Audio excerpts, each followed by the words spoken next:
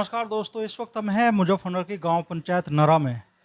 National highway 58 पे ये गांव पंचायत स्थित है और यहाँ से पहली बार ग्राम प्रधान पद के लिए चुनाव मैदान में उतरे हैं राव मुबारिक। तो हम इनसे जानने की कोशिश करेंगे कि पंचायत के विकास के लिए क्या एजेंडा इनका है और पंचायत के लोगों से क्या वायदे कर ये प्रधान पद के चुनाव मैदान में उतरे हैं। तो मुबारिक भाई, पंचायत के विकास के लिए क्या सोच आपकी है और गाँव पंचायत के लोगों से क्या वायदे आपके हैं? नमस्कार जी, मैं मुबारिक अली।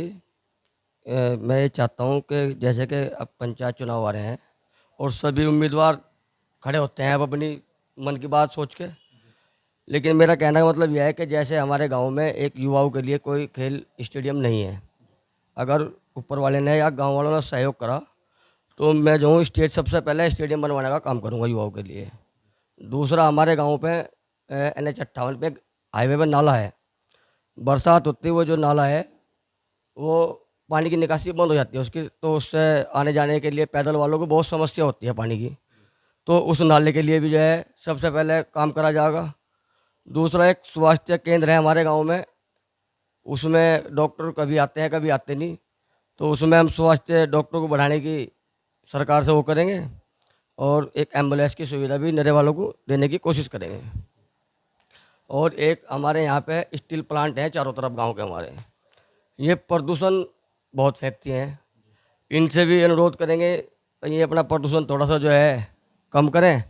नहीं करेंगे फिर हम सरकार से एप्लीकेशन देंगे, इनको रोक लगाओगे, जो भी होगा अच्छा गांव वालों का लिए पूरा सहयोग होगा। गांव वालों के लिए जो गांव वालों सोचते हैं कि भाई प्रधान बनेगा कुछ हमारे लिए काम करेगा, उससे अच्छा ही मैं करके दिखाऊंगा। मेरी सोच अपनी ये है ना, मेरी सोच यह है कि रास्ते तो देखो सब बनाते हैं लेकिन इन पर ध्यान है विशेष सफाई का, सफाई होनी चाहिए बराबर।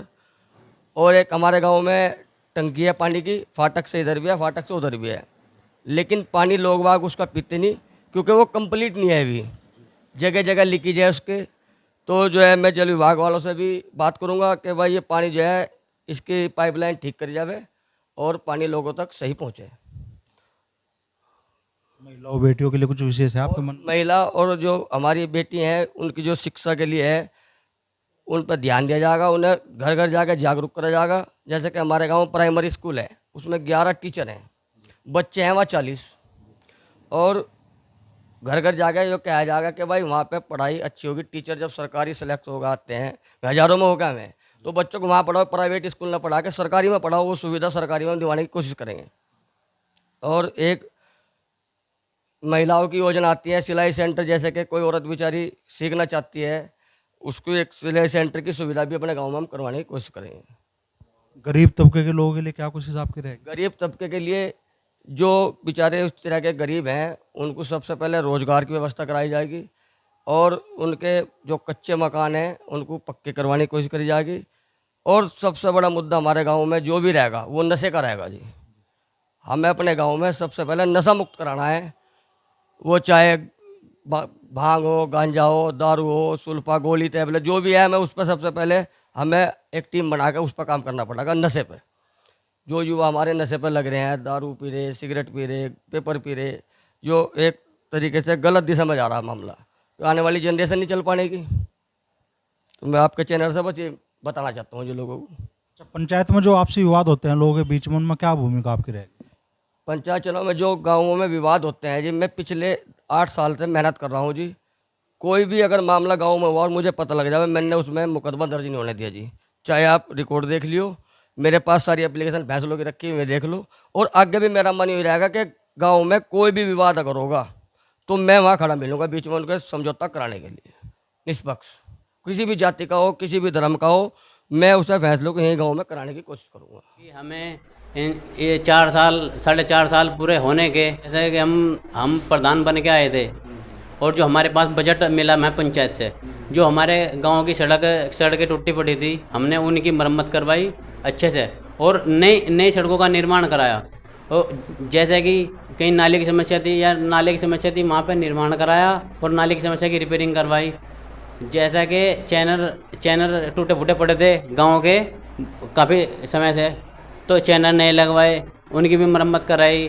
जैसा कि हमारे गांव का पहले से बहुत फैक्ट्रियों के उसमें प्रदूषण के लिए, या हमारे यहाँ को एक गाँव को नाला जा रहा, हमारे यहाँ गांव का पानी बहुत ख़राब है। जैसा कि हमारे गांव का पानी ख़राब है, हमने कुछ रिपोर ख़राब थे जो नल पहला पानी दे रहे थे उनकी रिपोर कराए कुछ, फिर हम जब उनसे नहीं काम चला फिर हमने वाटर कूलर लगवाए, और जो पानी पीने के लिए अच्छा यानी ठंडा पानी पी सके और स्वच्छ पानी पी सके, कोई बीमारी ना फैले किसी भी तरह से। और फिर जैसा कि फिर जैसा बीमारी फैल बहुत सी बार बीमारी फैल जाए, जैसा टाइफाइड हो जाए, मलेरिया हो जाए, तो सैनिटाइजर का भी प्रयोग कराया और फॉगिंग का भी काम कराया। हम अपनी पंचायत में परात घर बनाने की सोच रहे थे, वो कहीं से बजट नहीं आया, पंचायत से तो बजट परात घर के लिए आता नहीं। जैसे हमारे पंकज जी विधायक हो गए, उनसे उम्मीद है हमें पूरी कि हमारा बारात घर के जल्दी वो करेंगे। तो एक तो हमारे गांव में बारात घर नहीं है, बच्चों के खेलने के लिए स्टेडियम की व्यवस्था नहीं हो पाई हमारे से, वो आगे इन आने वाले उसमें सोच रहे कि आगे स्टेडियम के लिए व्यवस्था हो जा, जो बच्चे खेल कूद में आगे ज़्यादा से ज़्यादा भाग ले, और जैसे कि बीमारी या नशे से बच्चे दूर रहे, ऐसे से तो आगे खेल कूद के आगे बढ़ चढ़ कर हिस्सा लें। और जैसा कि हमारे कब्रस्तान में बाउंड्री नहीं हुई, इस तरह से अपने संसद जी से या किसी अन्य उनसे उनकी व्यवस्था कराए।